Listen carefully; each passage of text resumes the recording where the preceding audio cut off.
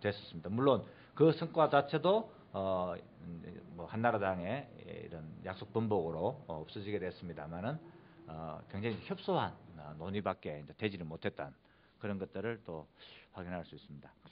하나 뭐 특이할 만한 세 가지 정도를 이제 평가를 할 수 있고요.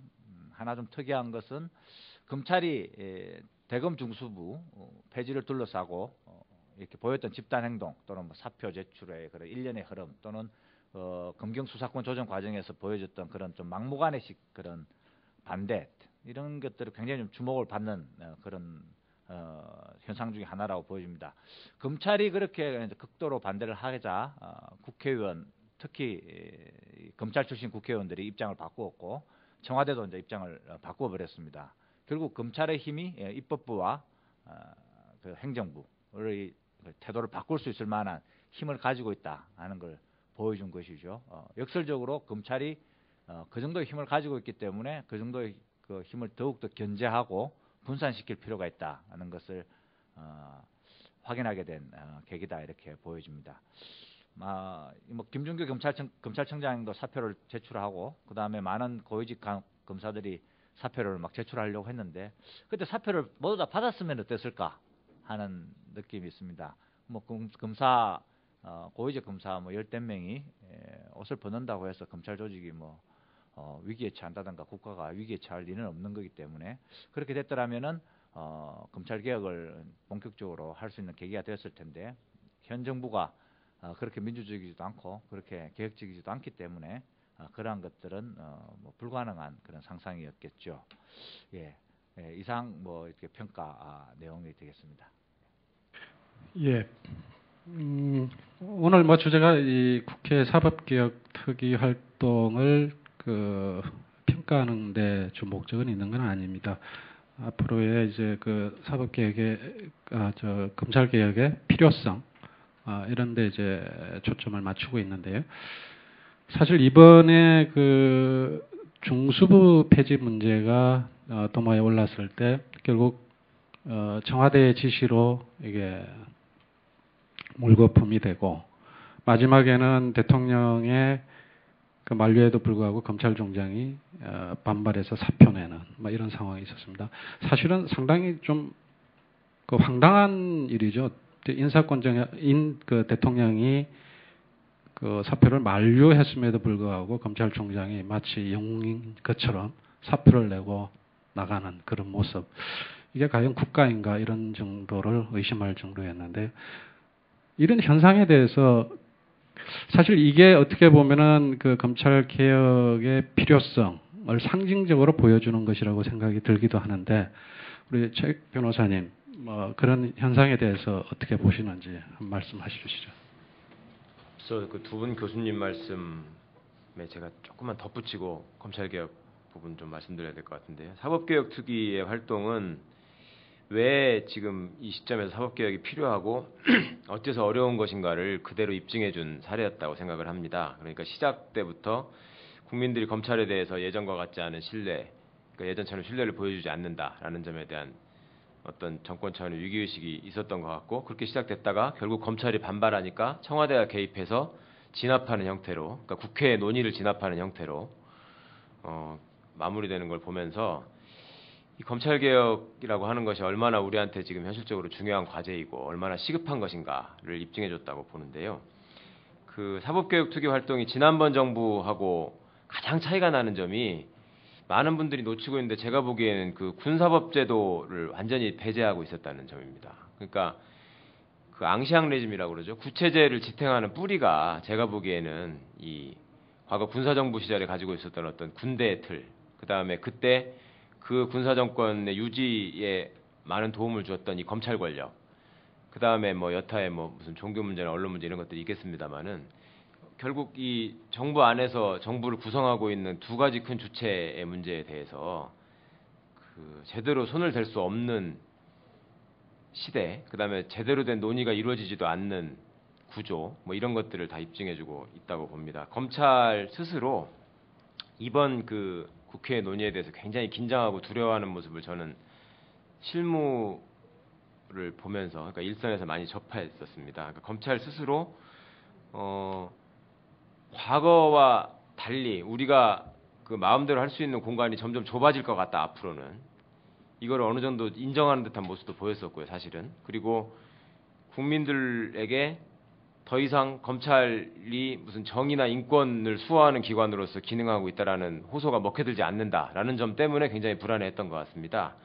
그런데도 불구하고 검찰은 어쨌거나 그 조직의 힘을 보여줘서 조직의 뜻을 관철하는 결과를 낳았고, 또 그러면서 구성원들 사이에서는 역시 우리가 밀리지 않는다라는 거에 대한 어떤 승리감에 도취되어 있는 면도 있지만, 또 한편으로는 이게 이러다가 그 검찰 조직이라고 하는 것이 완전히 망가지지 않겠느냐라는 우려를 하는 사람도 내부에는 있는 것 같습니다. 그러니까 자기들 스스로도 이제는 검찰이 더 이상 이런 모습으로 있어서는 안 된다라는 점에 대해서는 이제는 인정해야 되는 시점이 아닌가. 그리고 이번에 사법개혁 특위에서 선정한 주제에 대해서 검찰이 보였던 모습이나 또 그 문제에 대처하는 방식을 통해서 국민들 입장에서도 이런 식으로 대처하는 검찰의 어떤 목리를 더 이상 용납해서는 안 된다라는 어떤 합의는 최소한 이루어지지 않았을까, 저는 그런 기대를 해봅니다.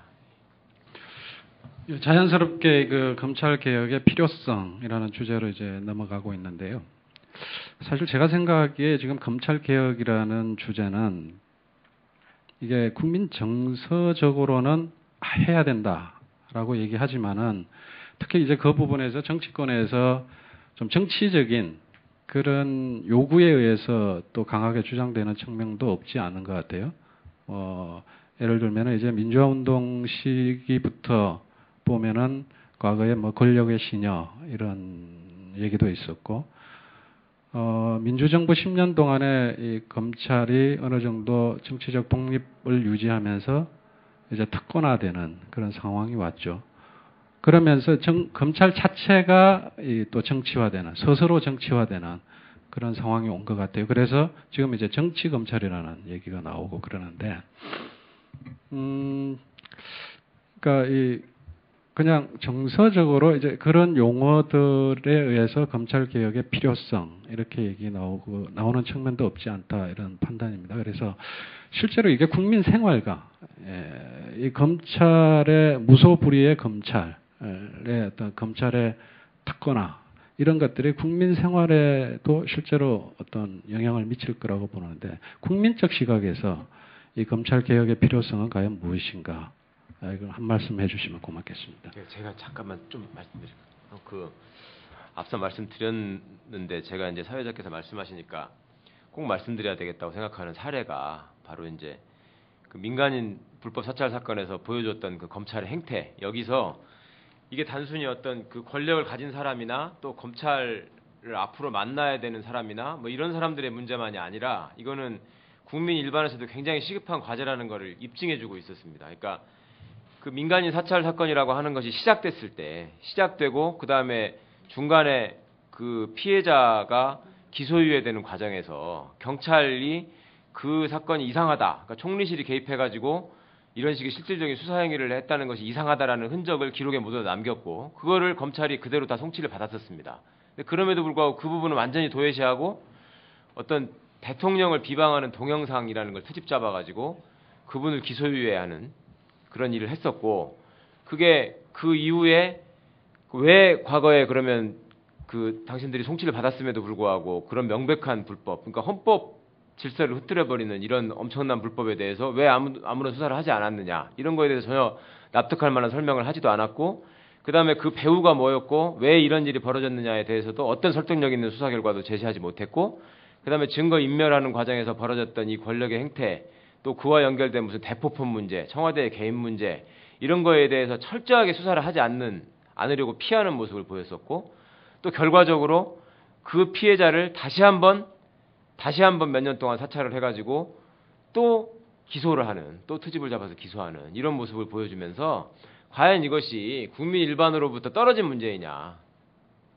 그러니까 이 검찰이라고 하는 그 무소불위의 권력이 어떤 사람의 삶도, 어떤 평범한 일상도 언제든 파괴해버릴 수 있는 위험성을 가지고 있다. 그래서 이것을 더 이상 방치해둬서는 안 된다. 이것은 이제 이미 시대적으로 입증된 사례로서 이제 결과물이 나와 있다고 생각합니다.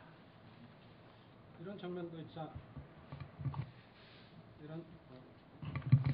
이런 또 다른 측면이 있을 텐데 최근 뭐 그랜저 검찰 이런 얘기도 나오고 그랬는데 그래서 이제 검찰의 부패 문제 이것도 검찰 개혁의 한 필요성일 수도 있겠는데 뭐 김인하 교수님. 예, 그렇습니다. 예.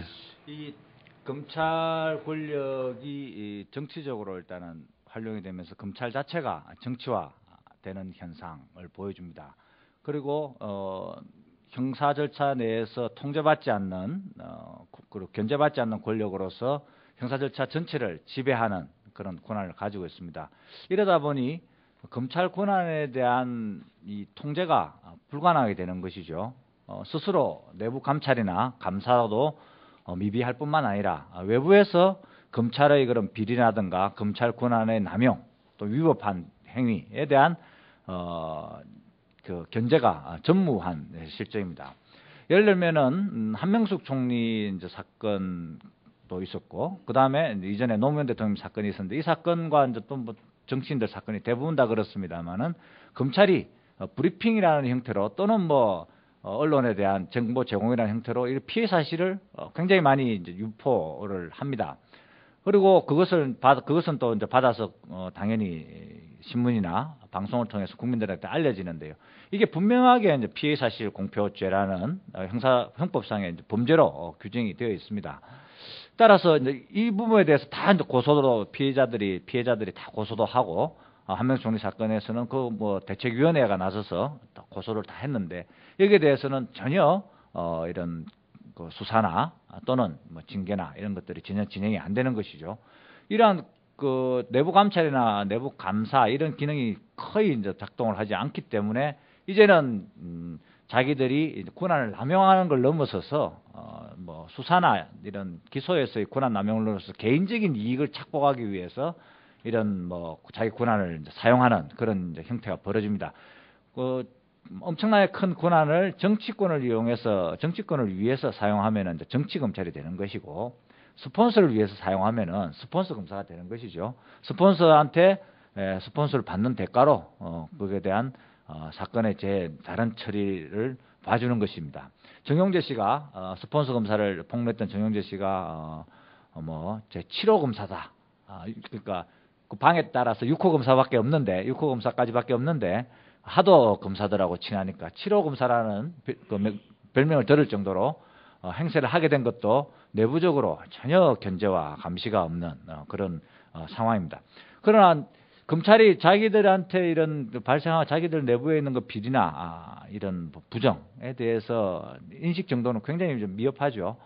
뭐 이번에 이제 사표를 냈습니다만 김준규 검찰총장이 어떻게 강연을 나가서 검찰만큼 깨끗한 조직이 어디 있겠느냐. 검찰만이 부정부패를 수사할 수 있고 검찰만이 가장 깨끗하다. 뭐 이런 발언을 했습니다. 작년에 또 뭐 윤리검사라고 해서 또 상도 제정해서 자체적으로 상도 주고 이런 일이 있었죠. 사실 작년 같은 경우는 스폰서 검사나 그랜저 검사가 터졌기 때문에 검찰 역사상 가장 치욕스러운 윤리적으로 가장 치욕스러운 했는데도 불구하고 여전히 뭐 검찰만큼 깨끗한 데가 없다라는 식의 생각을 하고 있는 것은 검찰이 얼마만큼 이 국민들하고의 소통이나 이런 그런 공감이 떨어지는가 하는 걸 보여줍니다. 이것은 결국 제도적으로 검찰이 가지고 있는 권한에 대한 민주적인 통제, 견제, 감시 이런 것들이 부족하다는 것. 그리고 더 나아가서 그것 이전에 이렇게 윤리적인 문제, 그런 비리라든가 이런 걸 저지르지 않아야 되는 문제에 대한 내부적인 그런 감찰 시스템이 없다는 점을 이제 명확하게 보여주는 것이죠. 이런 측면에서 보더라도 검찰의 그런 좀 권한 행사, 그다음 비리 이런 부분에 대한 개혁 작업이 바로 좀 신속하게 좀 이루어져야겠다 하는 걸 느낄 수 있습니다. 네. 그때 그 뭐 그랜저 검사 사건 터지고 나서 검찰에서 발표했던 게 뭐 시민위원회라는 걸 뭐 구성해서 뭐 대책을 세우겠다 그랬던 것 같은데 어느 날부터 쏙 들어가 버렸어요. 그 혹시 그 결과가 어떻게 됐는지. 형식적으로 지금 유지는 하고 있죠. 그런데